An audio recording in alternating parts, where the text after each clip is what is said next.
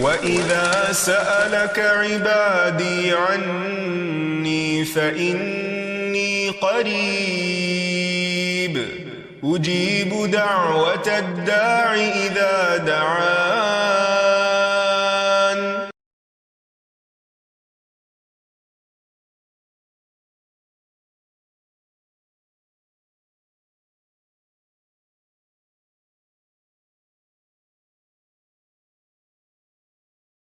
نحمده ونصلي على رسوله الكريم اما بعد فاعوذ بالله من الشيطان الرجيم بسم الله الرحمن الرحيم رب اشرح لي صدري ويسر لي امري واحلل عقدة من لساني يفقهوا قولي. السلام علیکم ورحمۃ اللہ وبرکاتہ. ناظرین، پروگرام دعا کیجیے کے ساتھ آپ کی خدمت میں حاضر ہیں. آج ہم انشاءاللہ جادو سے حفاظت کی دعاؤں کے موضوع پر آپ سے گفتگو کریں گے.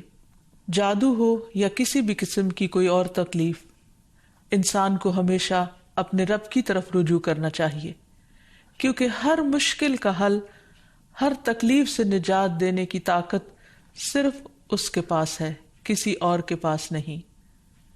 اور اللہ سبحانہ وتعالی خود فرماتے ہیں وَقَالَ رَبُّكُمُ ادْعُونِي أَسْتَجِبْ لَكُمْ. تمہارا رب کہتا ہے کہ مجھ سے دعا مانگو، ادعونی، میرے آگے ہاتھ پھیلاؤ، استجب لکم، میں تمہاری دعا قبول کروں گا.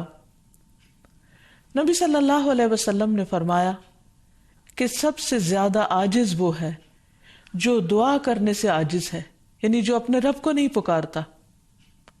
حقیقت یہ ہے کہ ہم سب رب کے محتاج ہیں اور رب ہی کے پاس ہر مسئلے کا حل ہے.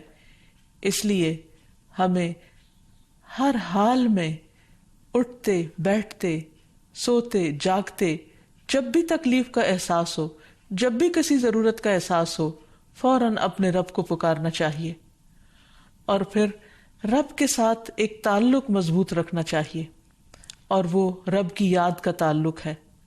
رب کی یاد دل سے بھی ہوتی ہے، زبان سے بھی ہوتی ہے، اور اس کے لیے کچھ اعمال ایسے ہیں جو رب کی یاد کا اظہار کرتے ہیں، جیسے نماز وغیرہ. تو انسان عام حالات میں بھی رب کو یاد کرتا رہے، لیکن خصوصی طور پر اگر وہ کسی تکلیف سے دوچار ہو، اس وقت اپنے رب کی طرف خوب دل لگا کر دعائیں کرے، رجوع کرے اور اپنے رب سے مانگے.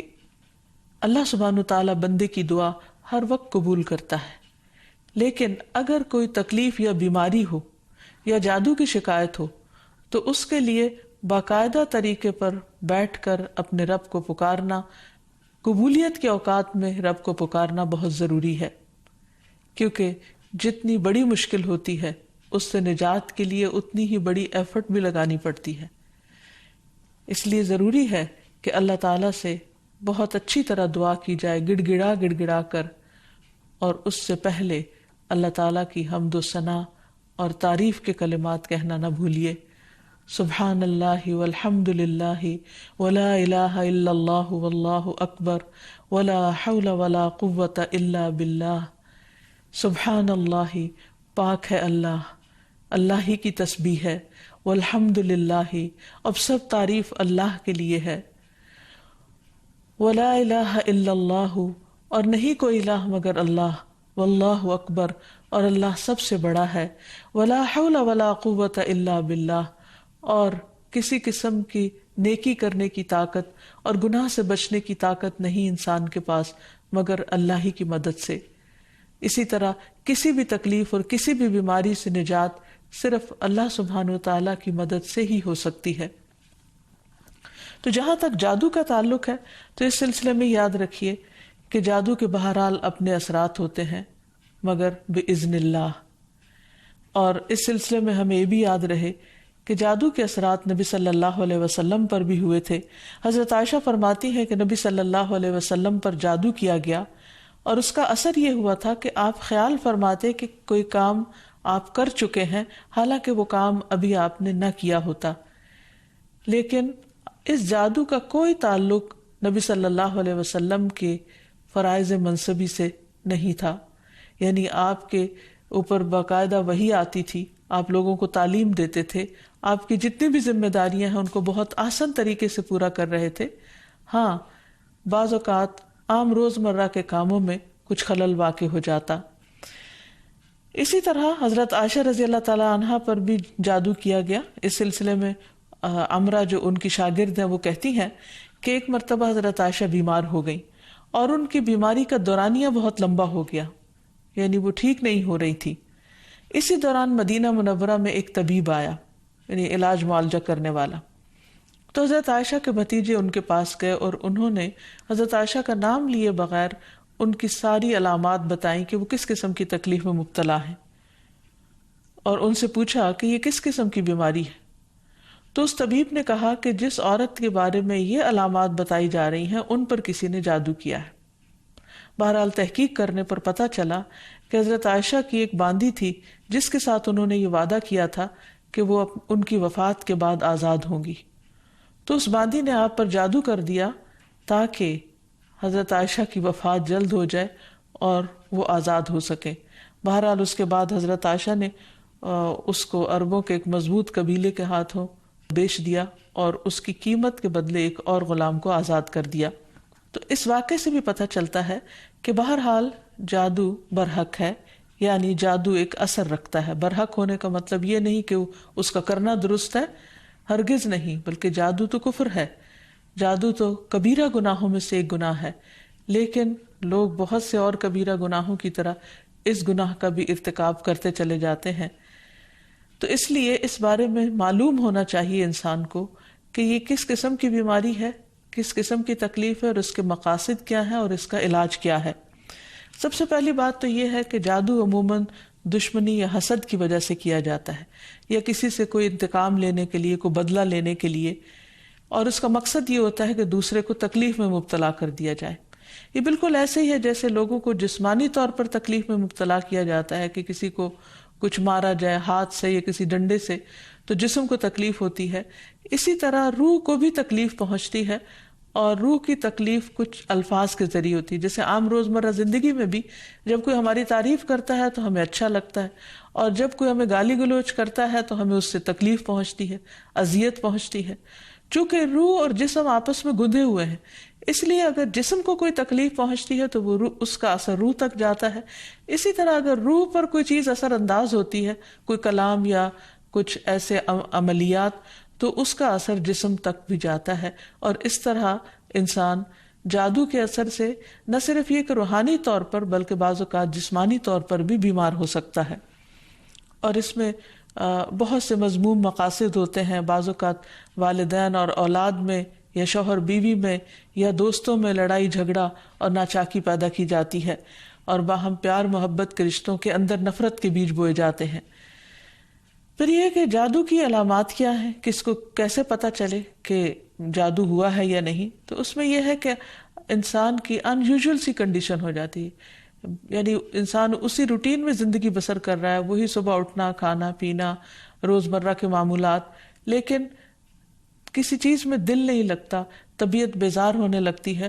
اور یہ نہیں کہ یہ ایک دن کے لیے، 2 دن کے لیے، کیونکہ ایسا تو ہر ایک کے ساتھ ہو ہی جاتا ہے، ایک لمبے عرصے کے لیے کیفیات تبدیل ہونے لگتی ہیں، سستی یا گھبراہٹ طاری ہو جاتی ہے، ذہنی انتشار یعنی کسی چیز پر کنسنٹریشن کا نہ رہنا، حد سے زیادہ چڑچڑا پن، بعض اوقات عبادات میں بالکل دل نہ لگنا، اور بغیر کسی ظاہری بیماری کے یا بغیر کسی ظاہری جسمانی بیماری کے انسان کے اندر بیماری کی کیفیت محسوس ہوتے رہنا۔ بعض اوقات ڈراؤنے خواب آتے ہیں، کبھی خون کے چھینٹے اور کچھ غیر معمولی قسم کی چیزیں گھروں میں دیکھی جاتی ہیں۔ بعض اوقات خاوند بیوی ایک دوسرے سے نفرت کرنے لگتے ہیں، ان میں جدائی تک ہو جاتی ہے۔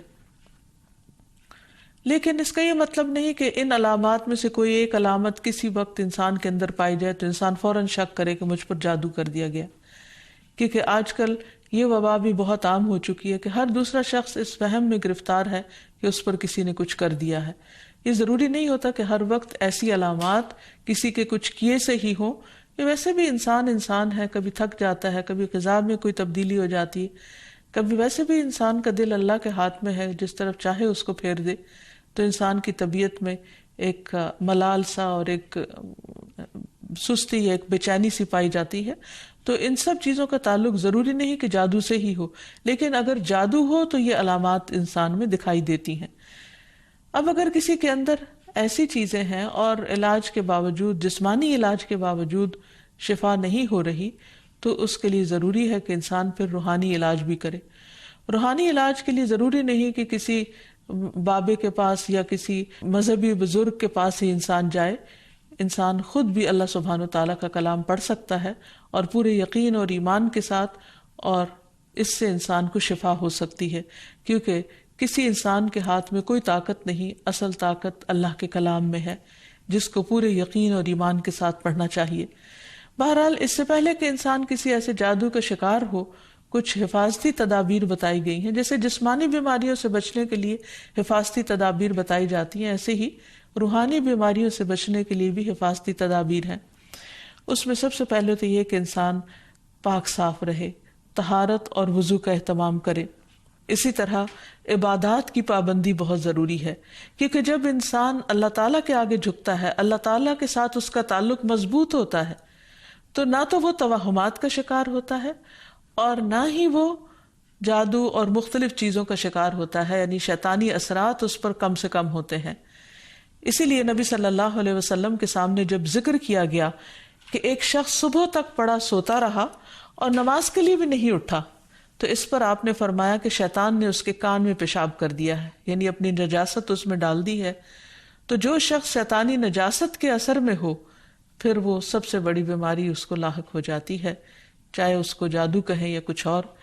لیکن حقیقت یہ ہے کہ انسان جب اللہ کا اطاعت گزار بنتا ہے، رب کا فرما بردار بنتا ہے، تو شیطان اس کو اپنے کنٹرول میں نہیں لے سکتا، کیونکہ اللہ تعالیٰ فرماتے ہیں ان عبادی لیس لک علیہم سلطان، میرے بندے تیرا ان پر کوئی زور نہیں چلتا، کوئی زور نہیں چل سکے گا. ایک اور جگہ پر فرمایا الا عبادک المخلصین، مگر تیرے چنے ہوئے بندے.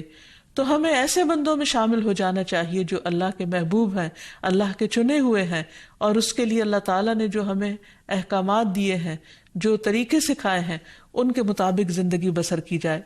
پھر اسی طرح یہ ہے کہ کثرت سے اللہ تعالیٰ کا ذکر کیا جائے، خصوصاً استغفار، کیونکہ بہت سی تکلیفیں انسان کے اپنے ہی گناہوں کی وجہ سے آتی ہیں. جیسے آتا ہے ما اصابکم من مصیبت فبما کسبت ایدیکم، جو بھی مصیبت تم کو پہنچی وہ تمہارے اپنے ہاتھوں کی کمائی کی وجہ سے تھی. پھر اسی طرح اپنے گھروں کو تصاویر اور مجسموں سے پاک کرنا چاہیے، کیونکہ رسول اللہ صلی اللہ علیہ وسلم نے فرمایا فرشتے اس گھر میں داخل نہیں ہوتے جہاں کتا اور تصویر ہوتا ہے. پھر حفاظتی تدابیر میں سے یہ بھی ہے کہ انسان اپنے کھانے پینے کی عادات کو درست کرے، اور اس میں خصوصاً نبی صلی اللہ علیہ وسلم نے صبح کے وقت اجوا کھجور کھانے کا حکم دیا. آپ نے فرمایا جو شخص صبح کے وقت 7 کھجوریں کھائے گا، یعنی اجوا، اس روز جادو اور زہر سے بچا رہے گا. یعنی اس کے اندر اتنی امیونٹی پیدا ہو جاتی ہے کہ پھر برے اثرات، زہریلے اثرات اس کو نقصان نہیں دے سکتے.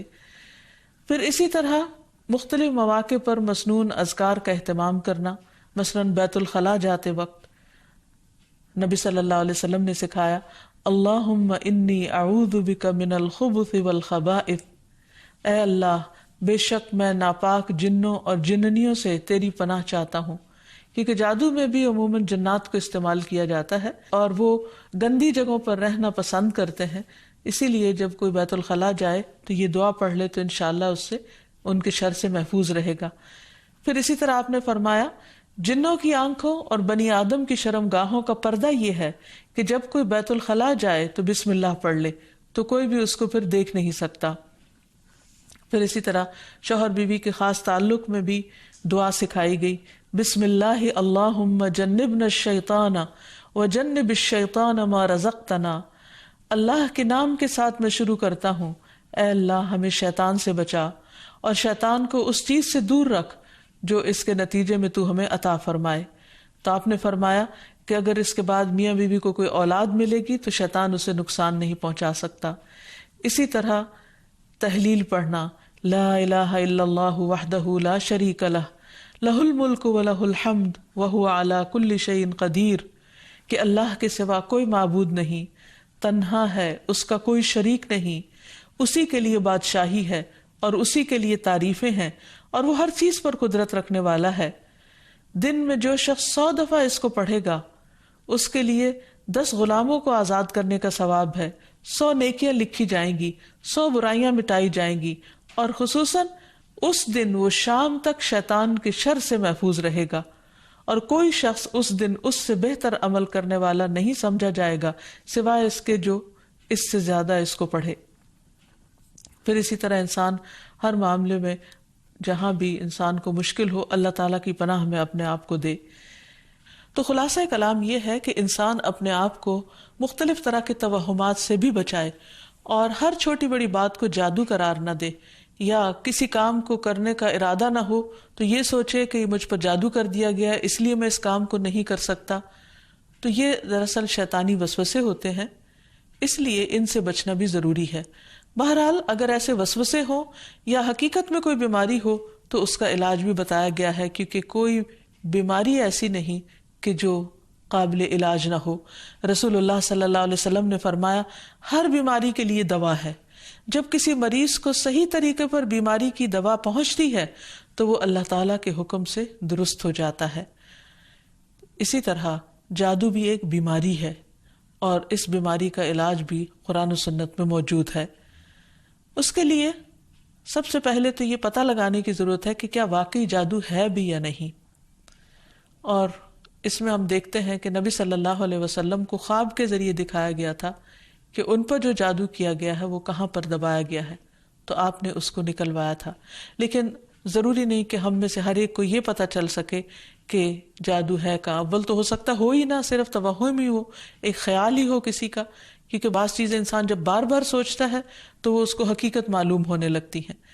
لیکن اگر انسان کو کوئی ایسا خواب آ جائے تو ٹھیک ہے، اور اگر نہیں بھی آتا تو انسان اللہ سبحانہ وتعالیٰ کا ذکر کرتا رہے اور اس کے ذریعے علاج کرے۔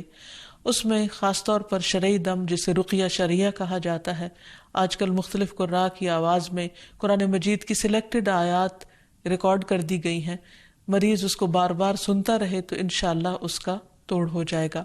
پھر اسی طرح اللہ تعالیٰ کی کتاب سے علاج، کیونکہ قرآن مجید میں آتا ہے وَنُنَزِّلُ مِنَ الْقُرْآنِ مَا هُوَ شِفَاءٌ وَرَحْمَةٌ لِّلْمُؤْمِنِينَ، اور ہم قرآن کے ذریعے سے وہ چیز نازل کرتے ہیں جو مومنوں کے لیے شفا اور رحمت ہے۔ تو قرآن مجید میں جیسے سب سے پہلے سورۃ الفاتحہ پڑھنا، کیونکہ اس کے اندر اللہ تعالیٰ سے مدد مانگی جاتی ہے، ایاک نعبد و ایاک نستعین، صرف تیری ہم عبادت کرتے ہیں اور صرف تجھی سے ہم مدد چاہتے ہیں کہ یا اللہ تو ہماری اس بیماری اور تکلیف کو دور فرما دے۔ پھر اسی طرح آیت الکرسی، کیونکہ جب انسان آیت الکرسی پڑھتا ہے تو اللہ سبحانہ وتعالیٰ کی طرف سے اس کے لیے ایک خاص محافظ مقرر کر دیا جاتا ہے، اور اگر رات کو انسان پڑھ کر سوتا ہے تو صبح تک وہ فرشتہ انسان کی حفاظت کرتا ہے۔ پھر اسی طرح سورۃ البقرہ کا پڑھنا، رسول اللہ صلی اللہ علیہ وسلم نے فرمایا سورۃ البقرہ پڑھا کرو، کیونکہ اس کا پڑھنا باعث برکت ہے، اسے چھوڑنا باعث حسرت ہے، اور اس کے پڑھنے والے پر جادوگر قدرت نہیں پا سکتے۔ یعنی جو شخص قرآن پڑھتا ہے، خصوصاً سورۃ البقرہ پڑھتا رہتا ہے، تو کسی کا جادو اس شخص پر اثر نہیں کرتا۔ پھر اسی طرح معوذات پڑھنا، رسول اللہ صلی اللہ علیہ وسلم نے فرمایا صبح اور شام 3 بار معوذات کہہ لو تو یہ تمہاری ہر چیز سے کفایت کریں گی، یعنی سورۃ الاخلاص، قل اعوذ برب الفلق اور قل اعوذ برب الناس۔ اس کے علاوہ بھی مریض قرآن مجید کی تلاوت کثرت کے ساتھ کرتا رہے، اور پھر اگر ہو سکے تو بیری کے پتوں کو پانی میں ملا کر اس پانی سے غسل کر لے، اس کو بھی ایک مؤثر علاج کے طور پر بتایا گیا ہے۔ لیکن اس کے ساتھ ساتھ انسان غیر شرعی طریقوں سے مکمل طور پر پرہیز کرے، کیونکہ اس سے انسان کے ایمان اور عقیدے میں خلل واقع ہو جاتا ہے۔ رسول اللہ صلی اللہ علیہ وسلم نے فرمایا جس نے حرام چیز کے ساتھ علاج کیا اللہ تعالیٰ اس کے لیے اس میں شفا نہیں بنائے گا، یعنی اس کو پھر فائدہ نہیں ہوگا۔ پھر اسی طرح جادو کا علاج جادو سے نہیں کرنا چاہیے، یعنی اگر انسان کو کبھی ایسا وہم ہو تو جادوگروں کے پاس نہ جائے یا ایسے طریقے اختیار نہ کرے جو ہمارے دین میں نہیں یا ہماری شریعت کے خلاف جاتے ہیں۔ رسول اللہ صلی اللہ علیہ وسلم نے فرمایا جو جادو کرے یا جادو کروائے یا جو کسی کاہن کے پاس آئے اور اس کی بات کی تصدیق کرے تو اس نے اس چیز کا انکار کیا جو محمد صلی اللہ علیہ وسلم پر نازل ہوئی۔ اسی لیے غیر شرعی جھاڑ پھونک سے مکمل اجتناب کرنا چاہیے۔ نبی صلی اللہ علیہ وسلم سے نشرہ کے بارے میں دریافت کیا گیا تو آپ نے فرمایا یہ شیطانی عمل ہے. اور نشرہ کیا ہوتا ہے؟ جن یا جادو اتارنے کے لیے شرکیہ یا جاہلانہ منتر پڑھنا اور یا پڑھوانا. تو ایسے الفاظ جس کا بعض اوقات معنی معلوم نہیں ہوتا اور یہ بھی نہیں پتا ہوتا کہ اللہ تعالیٰ کو پکارا جا رہا ہے یا کسی جن یا کسی اور شیطان کو پکارا جا رہا ہے اور اس سے مدد لی جا رہی ہے، تو اس لیے کسی بھی ایسے کلام کو پڑھنا یا کسی سے پڑھوانا درست نہیں. پھر اسی طرح کاہنوں اور نجومیوں کے پاس جانے سے منع کیا گیا. نبی صلی اللہ علیہ وسلم نے فرمایا جس نے کسی نجومی کے پاس جا کر اس سے کسی چیز کے بارے میں سوال کیا تو اس کی 40 رات کی نمازیں قبول نہیں ہوگی، یعنی اس نے اپنے دین کی بربادی کر لی. تو اس لیے کسی کے پاس جانے کی بجائے خود انسان زیادہ سے زیادہ قرآن مجید پڑھے. اور اگر وہ پڑھا ہوا نہیں تو آج ہر طرف بہت سی کیسیٹس اور سی ڈیز اور ایسی چیزیں ملتی ہیں کہ جس سے انسان قرآن مجید کی تلاوت مسلسل سن سکتا ہے. ہو سکے تو مکمل قرآن مجید ایک ہفتے میں سن کر اپنے بیماری کا علاج کیا جائے. پھر اسی طرح یہ ہے کہ باقی دعائیں بھی جو جادو کے توڑ کی بتائی گئی ہیں ان کو پڑھتے رہنا انسان کو فائدہ دیتا ہے. اور آخر میں یہ 2 خاص دعائیں جو نبی صلی اللہ علیہ وسلم نے جنات اور جادو کے شر سے بچنے کے لیے سکھائی ہیں، ان کو بار بار پڑھتا رہے، صبح و شام پڑھتا رہے حتیٰ کہ افاقہ ہو جائے. پہلی دعا ہے اعوذ بکلمات اللہ التامات التی لا یجاوزہن بر ولا فاجر من شر ما خلق وذرأ وبرأ ومن شر ما ينزل من السماء ومن شر ما يعرج فيها ومن شر ما ذرأ في الأرض ومن شر ما يخرج منها ومن شر فتن الليل والنهار ومن شر كل طارق إلا طارقا يطرق بخير يا رحمن. میں اللہ کے کامل کلمات کے ساتھ پناہ چاہتا ہوں جن سے آگے نہ تو کوئی نیک اور نہ ہی کوئی برا شخص بڑھ سکتا ہے، ہر اس چیز کے شر سے جس کو اس نے بنایا، پیدا کیا اور پھیلایا، اور ہر اس چیز کے شر سے جو آسمان سے اترتی ہے، اور ہر اس چیز کے شر سے جو اس میں چڑھتی ہے، اور ہر اس چیز کے شر سے جسے اس نے زمین میں پیدا کیا، اور اس چیز کے شر سے جو اس سے نکلتا ہے، اور رات اور دن کے فتنوں کے شر سے اور رات کو آنے والے کے شر سے، سوائے اس کے جو خیر کے ساتھ آئے، اے رحم فرمانے والے. تو یہ دعا اور ایک اور دعا جو شدید جنات کے حملے سے بچانے والی دعا ہے، جس کے بارے میں کعب الاحبار کہتے ہیں کہ اگر میں یہ چند کلمات نہ پڑھتا تو یہود مجھے گدھا بنا دیتے. لوگوں نے پوچھا وہ کلمات کیا ہیں؟ تو کعب نے کہا اعوذ بوجہ اللہ العظیم الذی لیس شیء اعظم منہ وبکلمات اللہ التامات التی لا یجاوزہن بر ولا فاجر وباسماء اللہ الحسنى كلها ما علمت منها وما لم اعلم من شر ما خلق وبرأ وذرأ. میں اللہ کے عظیم چہرے کی پناہ مانگتا ہوں جس سے عظیم کوئی اور چیز نہیں، اور اس کے مکمل کلمات کے ساتھ پناہ چاہتا ہوں جن سے آگے نیک یا بد نہیں بڑھ سکتا، اور اس اللہ کے تمام اسماء حسنہ کے ساتھ پناہ چاہتا ہوں جن کو میں جانتا ہوں اور جن کو میں نہیں جانتا، ہر اس چیز کے شر سے جس کو اس نے بنایا، پیدا کیا اور پھیلایا.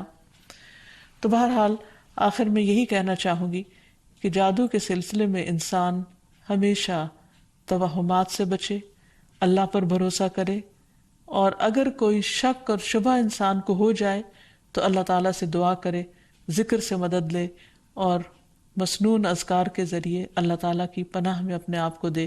اللہ تعالیٰ ہم سب کو ہر طرح کے شر سے محفوظ رکھے. وآخر دعوانا ان الحمد للہ رب العالمین. السلام علیکم ورحمۃ اللہ وبرکاتہ. ولم أكن بدعائك رب شقيا.